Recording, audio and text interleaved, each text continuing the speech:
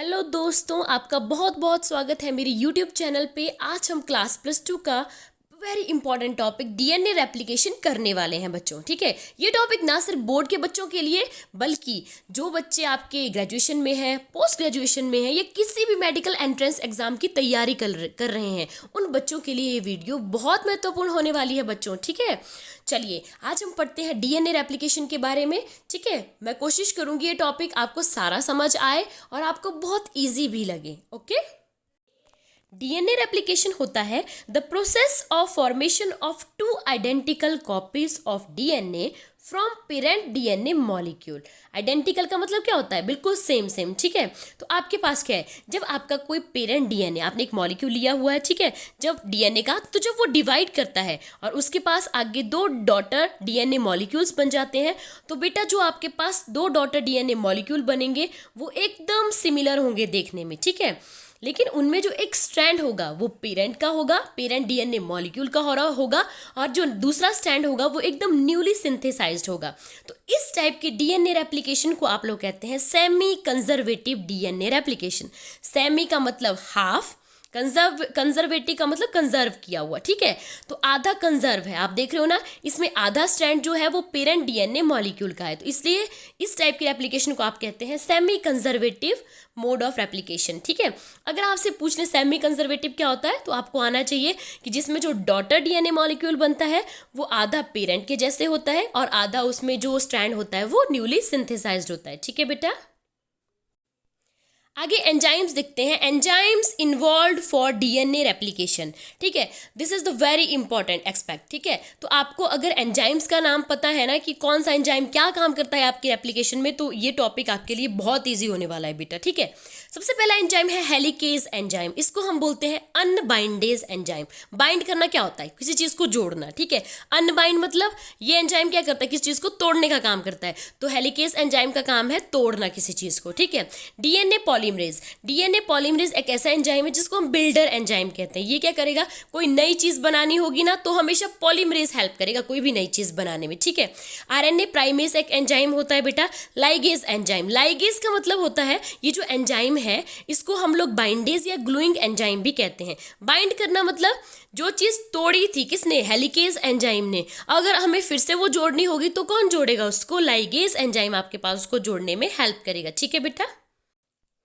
आप देख सकते हैं यहाँ पे मैंने डीएनए का एक स्ट्रक्चर बनाया हुआ है। ठीक है, उसमें क्या है कि एक जो स्ट्रैंड है, जैसे ये ऊपर वाला स्ट्रैंड है कुछ इस तरह से चला हुआ है, तो इसके आप डायरेक्शन देख सकते हो, मैंने बनाई है 5 प्राइम से लेकर 3 प्राइम तक। ठीक है, जो आपके पास दूसरा स्ट्रैंड मेरा चल रहा है उसकी डायरेक्शन है 3 प्राइम से लेकर आपके 5 प्राइम तक। ठीक है, तो इनको बोलते हैं एंटी पैरेलल। ठीक है, एक जो स्ट्रैंड है उसकी डायरेक्शन है 5 से 3 प्राइम तक और दूसरे स्ट्रैंड की डायरेक्शन है 3 प्राइम से लेकर आपके 5 प्राइम तक। ठीक है बेटा, तो आप हमेशा याद रखो कि डीएनए स्ट्रैंड्स हमेशा जो हैं वो बेटा वो हमेशा एंटी पैरेलल होते हैं एक दूसरे के। ठीक है, अब देखो ये दोनों स्ट्रैंड्स के बीच में आपको एक बॉन्ड दिख रहा होगा कि आपस में ये दोनों स्ट्रैंड किसी ना किसी चीज़ से जुड़े हुए हैं। जैसे आप देख सकते हो यहाँ पे मैंने बनाया है, इसके बीच में कोई ना कोई चीज़ बनाई है, तो बेटा ये जो लाइन्स हैं आपके पास तो ये होते हैं हाइड्रोजन बॉन्ड। अगर पूछ लें कि आपके दो स्ट्रैंड डीएनए मॉलिक्यूल के किस कारण से जुड़े होते हैं, उनमें कौन सा बॉन्ड होता है, तो that is your hydrogen bond.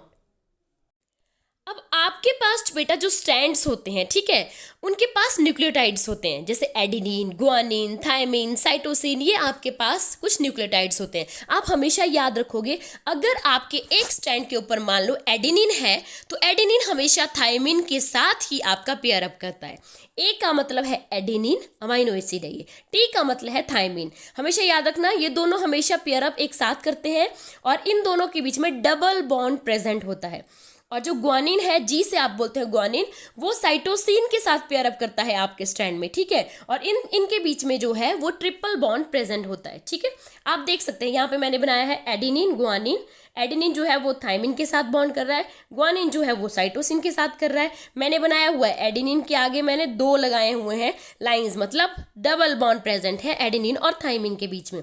वैसे ही ग्वानिन और साइटोसिन के बीच में ट्रिपल बॉन्ड प्रेजेंट है। ठीक है बेटा, और तो यहीं से देखो एक चीज़ तो यहाँ से क्लियर हो जा रही है कि अगर आप लोगों को इनमें से तोड़ना हो बॉन्ड तो आप कौन सा बॉन्ड इजीली तोड़ पाओगे? ग्वानिन साइटोसिन वाला ना? नहीं बच्चों, एडेनिन और थाइमिन वाला, क्योंकि सिर्फ दो ही डबल बॉन्ड है ना बेटा, सिर्फ दो ही बॉन्ड है उसके अंदर। ट्रिप अगर कोई तीन चीज़ें होंगी तो वो तोड़ना, अगर तीन लकड़ियां दे दूं एक साथ तो तीन लकड़ियां तोड़ना ज़्यादा मुश्किल होंगी, दो लकड़ियां आप इजीली तोड़ पाओगे और सिंगल वाली को तो आप बहुत ईजी तोड़ पाओगे। ठीक है, चलिए सबसे पहला स्टेप आता है हमारे पास ऑरिजिन ऑफ रेप्लिकेशन का, यानी कि यहाँ पे आपको रिकॉग्नाइज करना होता है कि ऑरिजिन ऑफ रेप्लिकेशन का कौन सा होगा। डीएनए, आपका डीएनए पूरे स्टैंड दिए हुए हैं आपके पास, ठीक है, डबल स्टैंड दिया हुआ है डीएनए मॉलिक्यूल का, लेकिन आपको क्या पता है कि कौन सी जगह से मैं जो है रेप्लिकेट करना शुरू करूँ अपने डीएनए मॉलिक्यूल को। ठीक है बेटा, तो एक डेफिनेट रीजन होता है, वो कौन सा रीजन होता है, एटी रिच रीजन, यानी कि जिस रीजन में एडेनिन और थाइमिन सबसे ज़्यादा होंगे। एडेनिन जैसे मान लीजिए आपके पास, मैं रुको, आपके डीएनए, जो आपके पास डीएनए स्ट्रैंड है जहाँ पे सबसे ज़्यादा बेटा 80 सीक्वेंस होगी, एडेनिन थाइमिन वाली सीक्वेंस होगी। जैसे मान लो यहाँ पे आपके पास डीएनए का स्ट्रैंड है, यहाँ पे एडेनिन थाइमिन की सबसे ज़्यादा है, ठीक है, यहाँ पे एडेनिन है, यहाँ पे थाइमिन है, यहाँ पे एडेनिन है, थाइमिन है, एडेनिन है, थाइमिन है। तो इस वाले रीजन पे आकर हेलिकेज एंजाइम यहाँ पे अटैच हो जाएगा और इस पर्टिकुलर रीजन पे जो है वो अनबाइंडेज कर देगा। ठीक है, तो यहाँ पे जो है वो तोड़ देगा आपके पास। ठीक है, डन। चलिए, तो अब हमें पता चल गया कि एडेनिन थाइमिन वाले रीजन को हेलिकेज ने तोड़ दिया। ठीक है, पहला काम क्या हो गया, रिकॉग्नाइज कर ली हमने ऑरिजिन ऑफ रेप्लिकेशन, हमने देख लिया कहाँ एडेनिन थाइमिन वाला रीजन सबसे ज्यादा है, हमने वहां पे हेलिकेज एंजाइम को भेजा। हेलिकेज एंजाइम का जो काम है उसने अनवाइंड किया, अनवाइंड करने का मतलब उसने दो स्ट्रैंड्स जो है डीएनए मॉलिक्यूल को, उनके बीच में जो हाइड्रोजन बॉन्ड है जिससे वो दोनों जुड़े होते हैं उसको तोड़ने का काम कर दिया। ठीक है बेटा, तो आप देख सकते हैं यहाँ पे मान लीजिए मेरे डीएनए मॉलिक्यूल में एडेनिन थाइमिन वाला रीजन सबसे ज्यादा था। ठीक है, तो फिर यहाँ पे क्या हुआ कि हेलिकेज ने तोड़ा तो आपके पास एक वाई शेप का स्ट्रक्चर बन गया। ठीक है, जब डबल स्ट्रैंड डीएनए का था अब वो वाई शेप में कन्वर्ट हो चुका है। जैसे आप देख सकते हो ऐसे था ये डीएनए स्ट्रैंड। ठीक है, यहाँ पे मान लीजिए हेलिकेज ने तोड़ा तो अब हमारे पास क्या बन गया, एक वाई शेप स्ट्रक्चर बन गया, जिसको आप क्या कहते हैं, रेप्लिकेशन फॉर्क। वेरी इंपॉर्टेंट बेटा, ये पेपर में पूछा जाता है कि रेप्लिकेशन फॉर्क होता क्या है और कौन जो है रेप्लिकेशन फॉर्क बनाता है। तो हेलिकेज एंजाइम ने क्या किया, जब आपके डीएनए स्ट्रैंड को तोड़ा, जब हाइड्रोजन बॉन्ड को तोड़ा तो आपके पास जो वाई शेप का स्ट्रक्चर बना, that is called your replication fork. अब हमारे पास बेटा आता है next enzyme, DNA polymerase enzyme. आपको पता है डीएनए पॉलीमरेज को हम लोग बिल्डर एंजाइम भी कहते हैं। अब कोई भी नई चीज़ बनानी है, नई चीज़ हमें क्या बनानी है, हम लोगों को बनाना है अपना नया डीएनए का मॉलिक्यूल। ठीक है, जो कौन बनाने में हेल्प करेगा, डीएनए पॉलीमरेज करेगा। ठीक है, अब हम जाते हैं डीएनए पॉलीमरेज के पास, उसको कहते हैं कि आजा, वो हेलिकेज ने तो क्या किया, अपना काम कर दिया है, उसने तो हाइड्रोजन बॉन्ड को तोड़कर एक वाई शेप स्ट्रक्चर बना दिया है, अब तू आके जो है वो सिंथेसिस करना शुरू कर दे नए डीएनए मॉलिक्यूल की। तो डीएनए पॉलीमरेज बड़ा एटीट्यूड दिखाता है। ठीक है, उसको पता है कि मेरे पास ही आएंगे, तो वो कहता है ठीक है, लेकिन मेरी कुछ कंडीशंस रहेंगी भाई। मैं क्या करूंगा, मेरी दो कंडीशंस रहेंगी। एक तो मैं सिंगल स्ट्रैंड के ऊपर ही काम करूंगा, तुम कितने भी स्ट्रैंड रख लो, मैं सिर्फ सिंगल, तुम्हारे पास डबल स्ट्रैंड होता है ना डीएनए मॉलिक्यूल का, तो मैं सिर्फ एक के ऊपर ही काम करूंगा। और दूसरा मैं क्या करूंगा, जिस स्ट्रैंड के ऊपर काम करूंगा ना, मैं हमेशा करूंगा 3' to 5'। ठीक है, हमने कहा ठीक है कोई बात नहीं। अब देखो हमारे पास वाई शेप स्ट्रक्चर बना था ना, अब हमने उसको बोला कि ठीक है भाई, तू जो तेरी शर्तें हैं हम मान लेते हैं। ठीक है, तो हमने बोला देखो हमने बोला ये ले भाई सिंगल स्टैंड, ये हो गया तेरा ऊपर वाला, जैसे ये देखिए हमने बोला ठीक है तू 3 से 5' करता है ना, तो ये ऊपर वाला स्ट्रैंड है, ये हमारा वैसे ही है 3' से लेकर आपके 5' डायरेक्शन में है। ठीक है, तो हमने बोला ठीक है तू इस साइड काम करना शुरू कर दे, यहाँ तो तेरे को दिक्कत नहीं है। उसने बोला ठीक है मैं कर देता हूँ शुरू करने। ठीक है, तो उसने बोला कि ठीक है, हमने बोला ठीक है चल दूसरे स्टैंड का हम देखेंगे बाद में, फिलहाल तेरे पास जो ये वाला स्टैंड है तो उसके ऊपर ही काम करना शुरू कर दे। ठीक है, लेकिन अब डीएनए पॉलीमरेज कंफ्यूज हो जाता है, कहता है कि अब मैं जो आप बता रहे हो मेरे को कि हाँ रेप्लिकेशन करनी है, वो मैं यहाँ जैसे से करूँ, यहाँ जैसे से करूँ, ये यहाँ जैसे से करूँ, मुझे समझ नहीं आ रहा है। ठीक है, तो अभी क्या होता है कि आरएनए प्राइमेज एंजाइम यहाँ पे आता है। ठीक है, आरएनए प्राइमेज क्या करता है बेटा, आरएनए प्राइमेज में एक प्राइमर होता है। प्राइमर का मतलब एक आरएनए प्राइमर होता है, हमारे पास एक छोटा सा सेगमेंट होता है आरएनए का जिसमें कुछ न्यूक्लियोटाइड की सीक्वेंस होती है। ठीक है बेटा, वो आरएनए प्राइमेज क्या करता है, अपना प्राइमर ऐड कर देता है शुरू वाली जगह पे। ठीक है, और फिर कहते हैं कि ठीक है अब मैंने ऐड कर दिया, आरएनए प्राइमेज कहता है कि अब नखरे मत दिखा, अब उससे आगे रेप्लिकेशन करना शुरू कर दे। ठीक है बेटा, तो क्या होता है कि जैसे ही आरएनए प्राइमेज ने आरएनए प्राइमर को ऐड किया तो अब आपका जो डीएनए पॉलीमरेज है वो रेप्लिकेशन करना शुरू कर देता है। ठीक है बेटा, तो इस डायरेक्शन में आप देख सकते हो रेप्लिकेशन कंटिन्यू हो रही है। ठीक है, ये 3' से 5' डायरेक्शन की तरफ रेप्लिकेशन वो करते जा रहा है। ठीक है, तो एकदम जब कंटिन्यूस मैनर में रेप्लिकेशन हो रही है तो उसको आप कहते हैं लीडिंग स्ट्रैंड। ठीक है बेटा,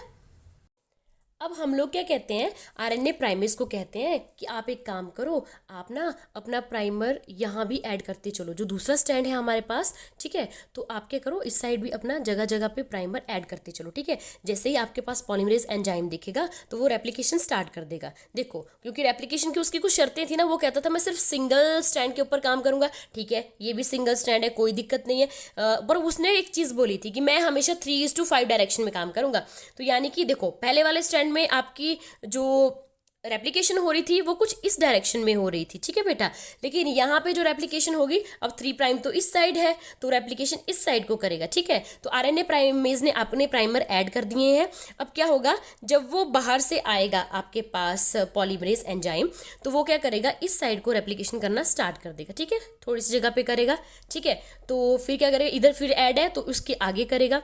तो इस तरह से हमारे पास छोटे छोटे फ्रेगमेंट बन जाएंगे, जिनको हम कहते हैं ओकाजाकी फ्रेगमेंट, ठीक है। और या फिर इस स्ट्रैंड को हम लोग कहते हैं लैगिंग स्ट्रैंड। लैगिंग स्ट्रैंड जो है बेटा, वो एक ऐसा स्ट्रैंड बना है आपके डीएनए रेप्लिकेशन के टाइम पे, जहां पे रेप्लिकेशन करती बार छोटे छोटे फ्रेगमेंट आपके सामने देखने को मिले हैं, ठीक है बेटा, क्लियर। जब आपके पास पूरी रेप्लिकेशन कंप्लीट हो जाती है बेटा, देखो यहाँ पे कंप्लीट हो गई, तो ये डीएनए पॉलीमरेज कहता है कि भाई ये डीएनए की रेप्लिकेशन हो रही है, आरएनए प्राइमर यहाँ पे क्या कर रहा है। तो वो क्या करता है, आपके आरएनए प्राइमेज के जो आरएनए प्राइमर जो ऐड किए हुए थे उनको रिमूव करने का काम करता है, ठीक है बेटा। तो आपके पास यहाँ पे जो भी आपके ये चाहे ये वाला था आपके पास आरएनए प्राइमर, यहाँ पे कुछ आरएनए प्राइमर ऐड किए थे रेप्लिकेशन के टाइम पे, उन सबको रिमूव करने का काम कौन करेगा, आपका डीएनए पॉलीमरेज एंजाइम उसको रिमूव कर देगा। जैसे रिमूव कर देगा फिर खुश हो जाएगा कि बढ़िया है, अब तो हमारे पास सिर्फ डीएनए की जो है वो न्यूक्लियोटाइड्स रहे, अभी आरएनए का कोई चक्कर नहीं है यहाँ पे, ठीक है। अब रिमूव जो हो गए हैं आपके पास आरएनए के सेगमेंट्स, अब जो ओकाजाकी फ्रेगमेंट्स बने थे छोटे छोटे, वो ज्वाइन हो जाएंगे डीएनए लाइगेज एंजाइम की हेल्प से। डीएनए लाइगेज कौन सा एंजाइम था, बाइंडेज एंजाइम या ग्लूइंग एंजाइम कहते थे। जो चीज़ें टूटी होती थी उनको जोड़ने का काम कौन करता है, आपका डीएनए लाइगेज एंजाइम, ठीक है। आप याद रखोगे डीएनए रेप्लिकेशन में एक तो एंजाइम्स के नाम, हेलिकेज जो तोड़ेगा हाइड्रोजन बॉन्ड को, तभी जाके आपका डीएनए स्ट्रैंड खुल जाएगा, ठीक है, एक वाई शेप स्ट्रक्चर बन जाएगा जिसको आपने रेप्लिकेशन फॉर्क बोला है। डीएनए पॉलीमरेज क्या करेगा, उस वाई शेप स्ट्रक्चर के में रेप्लिकेशन करना शुरू कर देगा, ठीक है। लेकिन उसको समझ नहीं आता है कहाँ जैसे से करूं, तो आरएनए प्राइमेज उसकी हेल्प करेगा अपने आरएनए प्राइमर को वहां जोड़कर, ठीक है। डीएनए लाइगेज जो लास्ट में ओकाजाकी फ्रेगमेंट्स बने होंगे उनको जोड़ने का काम करेगा, ठीक है बेटा। पहला आ गया रिकॉग्निशन ऑफ ओआरआई का मतलब क्या है, आपके पास ओरिजिन ऑफ रेप्लिकेशन का पता करो पहले, ठीक है। कैसे पता करते थे, जो जिस भी रीजन में सबसे ज्यादा एडेनिन और थायमिन पाए जाएंगे वो आपका ओरिजिन ऑफ रेप्लिकेशन का जो है सीक्वेंस होने वाला है, वहां से हम तोड़ेंगे। सेकेंड आगे अनबाइंडिंग करोगे आप डीएनए मॉलिक्यूल की, formation of leading and lagging strand बन जाएंगे, रिमूवर ऑफ आरएनए प्राइमर, क्योंकि जब काम हो गया तो डीएनए पॉलीमरेज तो भाई बड़ा खराब है, उसने क्या किया, आरएनए प्राइमेज के प्राइमर्स को निकाल दिया था।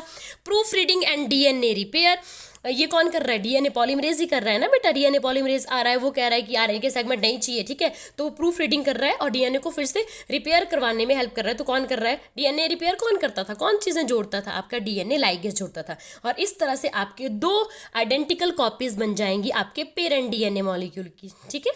अगर आपको मेरी वीडियो अच्छी लगी हो तो प्लीज मेरी वीडियो को लाइक कीजिएगा और मेरे चैनल को सब्सक्राइब कीजिएगा। Thank you.